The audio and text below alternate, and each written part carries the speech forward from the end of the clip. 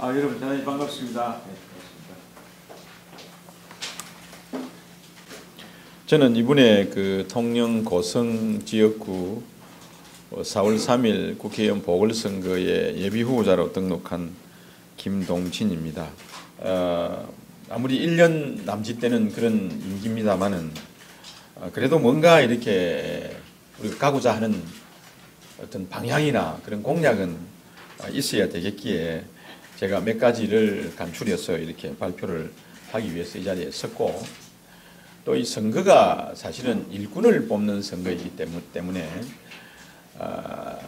성숙된 사회로 갈수록 네거티브 이런 거는 좀 지양되고, 그야말로 미래를 향한 희망찬 메시지를 누가 전하느냐, 그 희망찬 메시지를 어떻게 구체화시킬 것이냐 하는 그런 구체적인 계획들이 있는 그런 선거가 되어야 된다, 이렇게 생각합니다.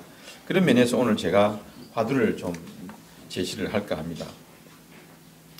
먼저 말씀드리기 전에 우리가 어저께 KTX 남부 내륙철도의 예비 타당성 조사가 면제된다는 발표가 있었습니다. 정말 희소식이고 정말 참 그 대한의 단비처럼 이렇게 반가운 소식입니다. 저도 2010년도 우리가 취임을 하고 난 직후부터 줄기차게 서울과 행정수도를 이렇게 다니면서 요구도 하고, 때로는 외치기도 하고, 때로는 그 해당되는 7개 시장 군수들과 더불어 같이 연합작전을 펴고 하고 했습니다만은, 그 일이 이렇게 예타가 면제된다니까 성사될 수 있는 가장 큰 걸림돌이 하나 제거됐다는 면에서 굉장히 기쁘게 생각합니다. 근데 사실은 이 각종 보도가 굉장히 앞서가고 있는데, 이 예타가 면제됐다 해서 당장 이게 착공이 되고 하는 것은 결코 아니라는 것을 여러분들이 좀 잘 이렇게 인식을 하셔서 보도를 할 때도 우리 시민들이 지나친 어떤 그런 기대나 이런 부분은 좀 현실적으로 좀 냉철하게 파악할 수 있도록 이래 주시기를 부탁을 드립니다. 제가 사실은 과거 청와대 경제비서실 SOC 기획단에 있을 때 그 우리 고속철도 그 자금 재원 담당을 해가지고 그 당시 SOC 채권을 처음으로 발행했던 그런 경험들을 가지고 있습니다. 그래서 아마 제가 일하는 자리에 가면은 이런 그 KTX 철도를 건설하는데 과거의 경험을 살려서 상당히 일조를 할 수 있지 않을까 이렇게 생각을 합니다. 또한 나중에 이제 구체적으로 공약사항에 가서 언급을 하겠습니다만은, 제가 재임 시절에 우리 선정된 그 통영 도남동 도시재생 뉴딜 사업인 경우에 이게 그 당시에 전체적으로 민자 7천억을 포함해서 약 1조 1천억 대규모 사업이었는데, 이것이 조금 빛이 좀 바래지는 것 같아서 안타깝기도 하고, 그 다음에 제가 두 가지를 제시해 놓고 왔습니다. 앞으로 통영시에 가야 할 방향에 도시재생 프로그램과 우리 이 섬개발 사업. 그런데 요새 와가지고 이러한 그 섬개발 사업을 포함하는 미래의 비전이 좀 부족한 것 같아서 안타까움을 버립니다. 안타까움을 가지고 있습니다. 그래서 제가 정말 한번 국회에 진출을 해서 이와 같이 대책 없이 이렇게 조선업 붕괴 이후에 무대책으로 되어 있는 이 고장에 뭔가 하나 그동안에 제시했던 이런 일을 좀 마무리를 하고자 하는 그런 어떤 사명감을 느낍니다. 그런 의미에서 오늘 제가 여러분과 더불어 통영 고성을 잇는 몇 가지 공약, 또 통영은 통영대로, 고성은 고성대로 발전하는 그런 몇 가지 아이디어를 말씀을 드리겠습니다. 여러 가지 요새 이런저런 이야기들이 많이 있습니다만은, 정말 이번 선거가 우리 지역의 일꾼을 뽑는 그런 축제가 되기를 진심으로 바라면서, 최근에 무슨 전략공천이다 또는 어떤 네거티브 선거다 하는 이런 부분은 정말 좀 우리가 성숙된 사회로 가는 그런 입장에서 더 이상 거론이 안 되기를 바라는 마음 간절합니다. 그 다음 장을 보시면은 통영 고성 연계 사업 중에서 그동안에 해왔던 일입니다만은 국도 77호선 이게 조기 완공되도록 제가 최선의 노력을 다하겠습니다. 그다음에 새로운 공약은 아닙니다만 그동안 좀 거론됐던 건데 통영 도산면에서 고성 삼산면으로 있는 연육교 건설, 이거는 도로는 지정되어 있는 걸로 저희들이 확인이 됐습니다. 가급적이면은 우리 도시정학개발사업과 연계시켜서 국비 지원을 받아서 이게 진행이 될 수 있도록 최선의 노력을 다하겠습니다. 그 다음에 이제 참 이게 우리로서는 현안 사업이고 우리가 굉장히 서로 지역 주민의 어떤 그 합의나 컨센서스를 가지면서 해야 될 일 중에 하나가 KTX 역세권 사업입니다. KTX 여기 어디에 생기느냐도 중요하지만은 그런 부분은 우리가 통영 시민과 고성 군민이 서로 편리한 어느 곳에 하는 그런 컨센서스 과정을 거쳐서 결정이 되겠습니다만은 그 역세권 주변을 우리가 어떻게 개발하느냐 하는 게 굉장히 중요한 그런 이슈가 되리라 생각됩니다. 그래서 제가 이 자리에서 말씀을 드리기는 상당히 쉽지가 않은데 지역은 말씀을 안 드리겠습니다만은 요번에 우리가 작년 연말에 끝난 우리 2030 통영시 도시기본계획과 도시관리계획을 보시면은 대충 감을 잡을 수 있을 겁니다. 제가 나오기 전에 2018년도에 그와 같은 내용을 담아서 도시기본계획을 좀 미리 해놓은 게 있습니다. 그 다음에 제가 이렇게 다니면서 보니까 정말 저희 통영은 다 같이 고성하고 그제하고 같이 조선업에 대한 우리 GRDP의 비중이 높긴 했어도 좀 일찍부터 관광으로 좀 이렇게 방향을 틀어서 케이블카도 좀 대박이 났고 곧이어서 이렇게 루지도 대박을 내고 이래가지고 그 조선업의 그 붕괴의 충격을 조금은 이렇게 흡수한 그런 도시였다는 게 제가 이제 고성을 가면서 느꼈습니다. 그래서 고성분들은 정말 아무 대책 없이 그냥 막 참 우리 통영보다도 훨씬 어려움이 있다는 것을 이렇게 제가 직접 눈으로 봤습니다. 그래서 이제 통영 고성을 하나로 잇는 한려수도 관광 크루즈 프로젝트를 제가 한번 진행을 시켜볼까 합니다. 이것은 결국 무슨 이야기냐면은 제가 이걸 하기 위해서 2010년도 취임을 하자마자 2011년도부터 섬 탐방에 주력을 했습니다.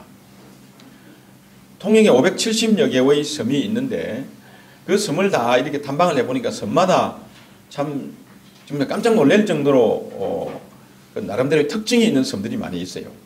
예를 들면 섬 위에 뭐 약숙만 있다든지 또 섬에 고사리만 있다든지 또 그 섬은 그 어떤 그 독특한 그런 그 섬으로서의 갖는 기이한 뭐 어떤 절벽이나 이렇게 바위가 있다든지 이런 걸 제가 많이 발견을 했습니다. 그래서 이 섬을 이 특색 있는 이 섬 그대로 생태 그대로 잘 관리만 해주면은 또 나중에 관리를 해놓고 난 뒤에 그 관리된 내용이 가시화될 그때쯤 돼서 한 20년 50년 후에 우리 후손들이 이 섬 탐방만 해도 좋은 여행지로서 통영이 될 수 있겠다는 생각으로 제가 그 섬 특색에 맞는 조림을 시작을 했습니다. 2011년부터. 그래서 한 8년간 지금 했어요. 그래서 동백섬은 동백나무만 조림을 하고 또 벚나무가 많은 데는 벚나무만 조림을 하고 또 고사리가 많은 데는 위에를 좀 이렇게 골라가지고 고사리가 좀 잘 번성할 수 있도록 이렇게 좀 만들어 놓고 또 쑥섬은 쑥섬대로 해놓고 이렇게 해놨습니다. 그래 이게 나중에 조그마한 원데이 크루즈를 하나 띄워가지고 섬과 섬을 이렇게 탐방을 하면은 상당히 괜찮은 그런 해양 관광 코스가 되겠다 해가지고 지금 그게 그 인프라가 진행이 되고 부분은 그래서 군사적인 이런 여러 가지 해양적인 그런 문제 때문에 이 크루즈선 정비하기보다는 상당히 좋게 차라리 고성과 통영을 잇는 남해안 섬 관광 프로젝트를 한번 제가 구상을 했습니다.